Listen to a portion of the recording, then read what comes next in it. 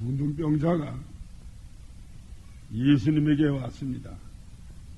와서 예수를 보고 엎드려 구하여 가라되 주여 원하시면 나를 깨끗게 하실 수 있나이다.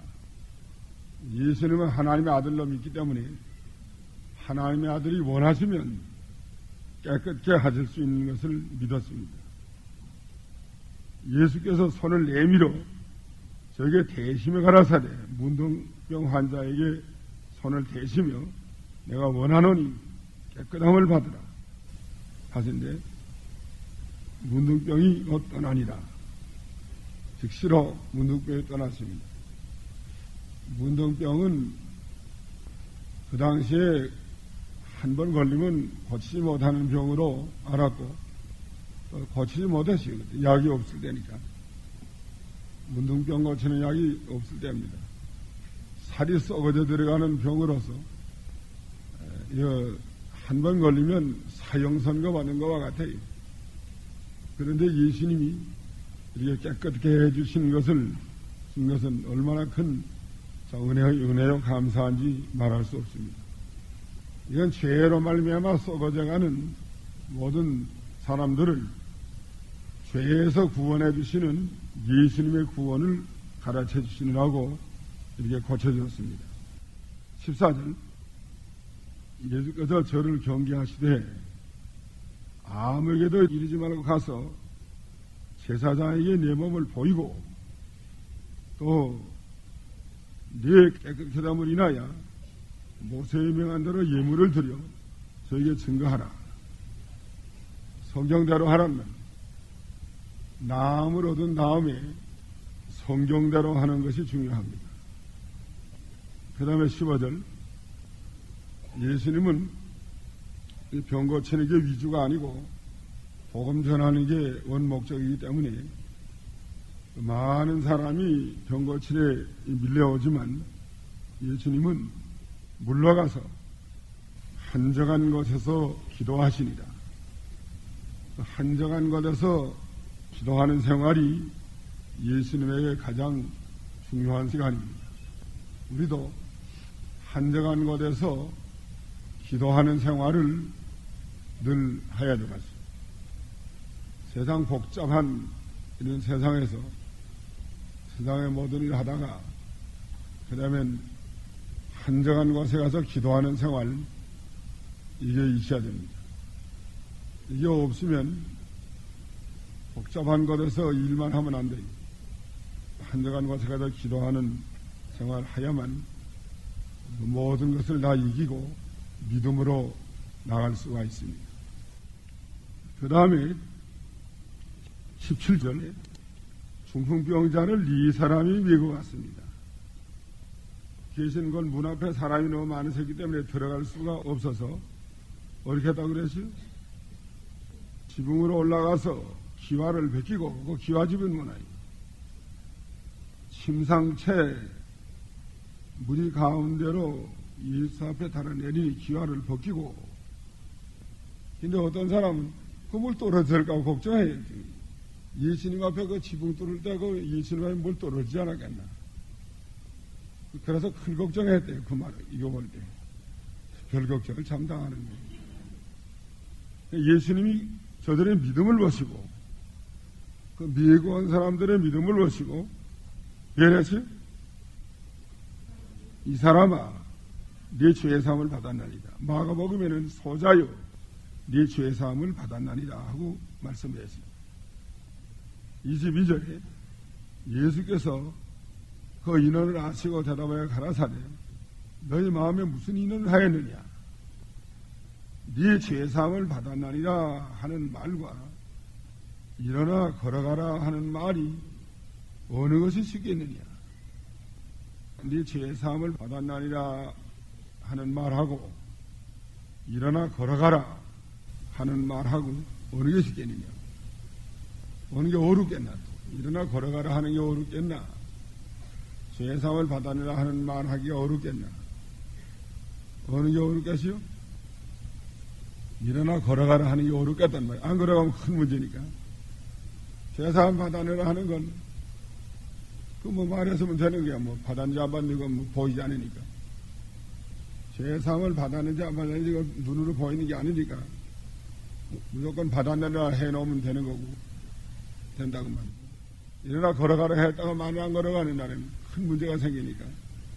어느 게 쉬워요? 죄사함을 받았느라 하는 게 쉽다. 걸어가라 하는 게 어렵다. 안 될 것 같으면 어디 가겠나 하는 데다가 표준을 두고 쉽고 어려운 걸 판결하는 게 아니에요. 죄사함 받아내서 해서 뭐 대단한 데는 건 보이지 않은 거니까.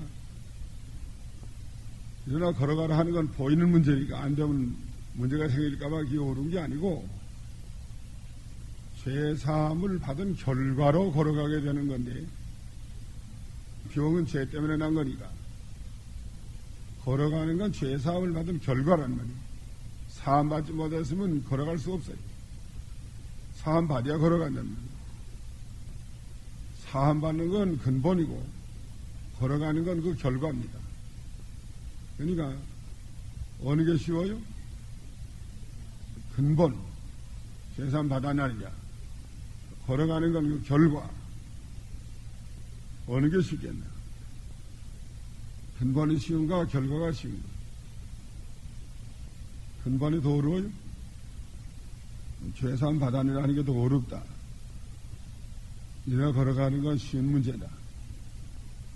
그 다음 멸해심 24절에 그러나 인자가 땅에서 죄를 사하는 권세가 있는 줄을 너희로 알게 하리라 하시고 중국명자에게 말씀하시되 내가 네게 이르노니 일어나 네 침상을 가지고 집으로 가라. 일어나서 네 침상을 가지고 집으로 가라. 그러니까 그 사람이 일어나서 침상을 가지고 걸어갔습니다. 인자가 죄를 사하는 것에 있는 줄을 너희로 알게 하리라 하고서 이 말한 거 보니까 이건 죄 사한 결과로 중증병자가 걸어간 거랍니다. 죄를 사했나리라 하니까 이 사람들이 그 참남 떠다 하니까 죄 사한 결과를 너에게 보여줄 것이다. 걸어가라. 이 사람이 일어나 걸어가니까 아 과연 예수님이 죄 사하는 권세가 예수님에게 있다. 알게 한 거라. 어느 것이 쉬워요?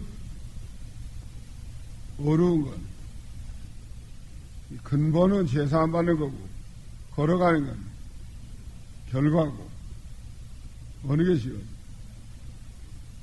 즉 말하면 죄 사함 받는 건 병 다 고친 거고 속병.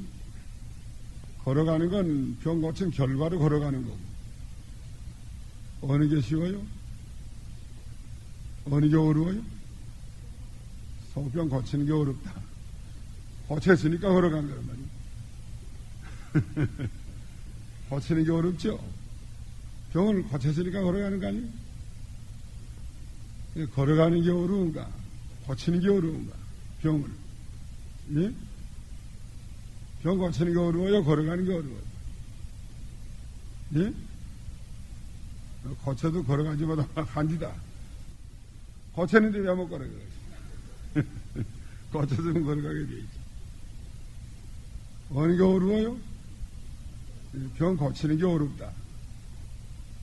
고쳐놓으니까 걸어갈 수 있잖아요. 병 고치는 게 어렵다고 봐야 돼요.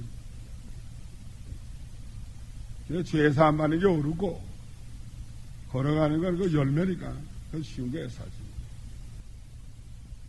그 다음에 영광을 하나님께 돌립니다. 일어나 네 침상을 가지고 집으로 가라. 왜 침상을 가지고 가라 그랬어요? 나은 증거를 삼기 위해서 침상을 가지고 자리를 가라는 거예요.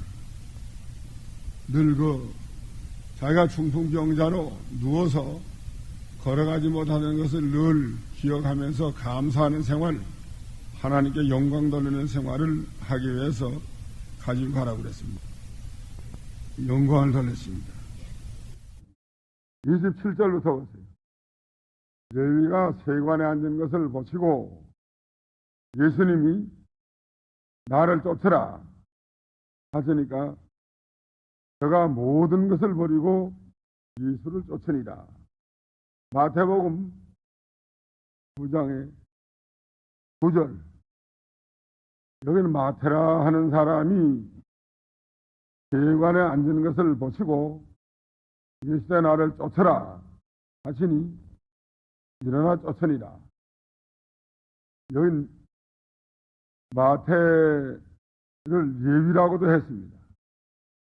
그러니까 레위라고도 하고 마태라고도 하는 사람인데, 이 사람이 대관에 앉아서 세금을 받는 그 세리였습니다.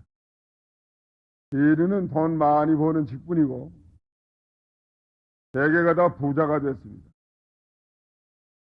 그러나 백성들에게는 죄인으로 지적을 받고 있었습니다. 이 세리 마태가 대관에 앉은 것을 보시고 예수님은 나를 쫓으라, 예수님 한마디 했답니다. 그 사람이 모든 것을 버리고 예수를 쫓으니라. 세리 직분을 다 사면하고 모든 것을 다 버리고 예수님을 쫓아왔답니다. 그 제자가 되죠. 마태라는 제자가, 마태복음을 쓴 제자가 이 사람이에요. 아무리 좋은 직장이요, 아무리 돈 많이 버는 것이고 관직에 앉았지만은 예수님이 나를 쫓으라 할 때 즉시 모든 것을 버리고 예수님을 쫓아가는 신앙, 믿는 신앙입니다. 능력 있는 신앙인데 이 사람이 예수님의 12제자 가운데 들어가게 됐습니다. 29절, 그 집에서 예수님을 위해서 이제는 음식을 대접하게 됐습니다. 그건 잔치를 배설하고 예수님을 믿게 되시니까 너무 감사해서 예수님을 대접할 마음이 생겼다는 거예요. 큰 잔치를 배설하고 자기 친구들, 세리니까 세리가 다 친구가 많을 겁니다. 세리와 다른 사람을 많이 통해다가 함께 음식을 나누게 됐단 말이에요. 30절에 바리새인과 저희 서기관들이 예수를 비방하여 가라되 너희가 어찌하여 세리와 죄인과 함께 먹고 마시느냐. 그때 그 세리는 죄 많은 사람으로 죄인으로 다 취급했는데, 그런 죄 많은 사람, 친구들도 다 그런 종류들이에요. 죄 많은 사람들과 너희가 어째서 예수님이 같이 먹고 마시느냐. 그거 보니까 예수님이 시원치 않다고 말이에요. 31절, 예수님이 건강한 자에게는 의원이 쓸 데 없고 병든 자에게야 쓸 데 있나니. 건강한 사람 필요 없다는 거예요. 병들고 더럽고 병든 냄새나는 그런 사람이, 의사에게는 그런 사람이 필요한 것처럼 내가 의인을 부려온 것이 아니라 죄인을 불러 대기시키려 왔노라 했습니다. 그 다음에 33절, 건강한 자에게는 의사가 쓸 데 없고 병든 자에게야 의사가 쓸 데 있는 것처럼 나는 죄인을 불러 회개시키러 왔다. 의인을 부리러 온 것이 아니다. 예수님은 죄인을 불러 회개시키러 왔습니다. 그렇기 때문에 죄인인 줄 알고 자기 죄를 가지고 나와서 통회하는 사람, 상한 심령을 가지고 나오는 사람을 하나님이 기뻐하십니다. 예수님 옆에 나올 때는 자기의 죄를 회개하는 마음으로 나와야 돼요. 죄 없는 사람이 없습니다. 자기 죄를 찾아서 회개하는 사람이 돼야 하나님의 긍휼을 입게 된다. 아무리 잘한 것 같아도 또 자기의 잘못이 있어요. 거기도 또 자기 잘못이 있다. 사람. 그러니까 언제나 자기의 잘못을 찾아서 회개하는 사람이 되어야 된다고요. 자기는 잘못이 하나도 없다. 이렇게 생각하는 사람은 그건 심령이 어두워진 증거고 그 속에 그리스도의 빛이 없는 증거예요. 신앙 양심을 쓰고 그리스도의 빛 가운데 있다고 하면 자기의 잘못이 하나도 없다는 말 할 사람이 하나도 없습니다. 다 잘못이 있어요. 그러니까 언제나 잘못을 찾아서 회개하는 사람이 되어야 돼요. 각자가 다 자기 잘못을 찾아서 회개하는 게 중요합니다. 그래야 이 신임이 자기 신임이 되고 자기 생명이 살아요. 남의 잘못 보지 말고 자기 잘못부터 먼저 봐야 돼요. 그래서 날마다 회개하는 신앙. 또 기도하지 못한 죄 회개하고 믿음으로 하지 못한 죄 회개하고 의를 이루지 못한 죄를 회개하고 날마다 모든 회개할 것이 많이 있습니다. 나는 의인을 부려온 것이 아니라 죄인을 부리려 왔노라. 시편 51장 17. 하나님의 구하신 제사는 뭐예요? 상한 심령이라. 하나님은 상한 심령을 가지고 나오는 사람을 멸시치 않는다는 것. 그런 사람 하나님이 영접하러 왔습니다. 이사야 57장 15절. 이전무상하며, 이전무상하다는 건 하나님은 지극히 높으신, 가장 높으신 하나님이랍니다. 영원히 구하며 걸어가다 이름하는 자가 이같이 말씀하시되 내가 높고 걸어가는 곳에 거하며 또한 공회하고 마음이 겸손한 자와 함께 거하나니. 어떤 사람과 함께 거해요? 공회하고 그러면 마음이 겸손한 자와 함께 거한단 말이에요. 이는 겸손한 자 영을 소생케 하며 평안한 자의 마음을 소생케 하려 함이라. 겸손한 자, 통회하는 자, 겸손한 자의 영혼, 통회하는 자의 영혼을 소생케 하시는 하나님이십니다. 그러니까 예수님은 의인을 부르려는 것이 아니요 죄인을 부르려 왔노라 하는 말씀 언제나 기억하고 우리가 하나님 앞에 나올 때 자기 죄를 회개하는 걸 늘 해야 돼요. 죄를 찾아서 늘 회개해야 됩니다.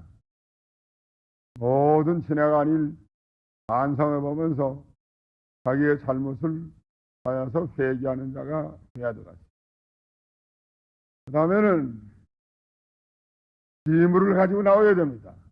하나님 앞에 나올 때는 제사 드릴 때 재물 가지고 나와야 되잖아요. 재물이 뭐죠? 예수 그리스도의 구속, 그리스도의 구속을 믿고 의지하고 구속을 힘입어서 하나님 앞에 나오야만 되겠죠. 재물을 가지고 나오는 거예요. 그 다음에 자기 몸으로 산 제사를 드리라고 그랬는데 자기 몸으로 산 제사를 드리면서 하나님께 나오야 되겠습니다. 상한 심령을 가지고 회개하면서 구속의 재물을 의뢰하고 자기 몸을 하나님께 바치고 산 제사를 드리도록 항상 힘을 써야 되겠습니다. 그 다음에 33. 세례 요한의 제자는 자주 금식을 하는데 바리새인의 제자도 또한 금식을 하는데 당신의 제자들은 먹고 마시기만 합니다. 왜 금식하지 않습니까? 하고 바리새 교인들이 힐문했습니다. 34절 혼인집에서 결혼식 하는데 스님들하면 금식하라고 할 수 없단 말이에요. 이제 신랑을 빼앗길 날이 올 터인데 그때는 금식할 것이니라. 신랑은 누구죠? 예수님이에요. 예수님이 신랑이에요. 신랑과 함께 있을 때에 금식하게 할 수 있느냐? 그러나 신랑 빼앗길 날이 온다. 빼앗길 날은 언제지요? 예수님의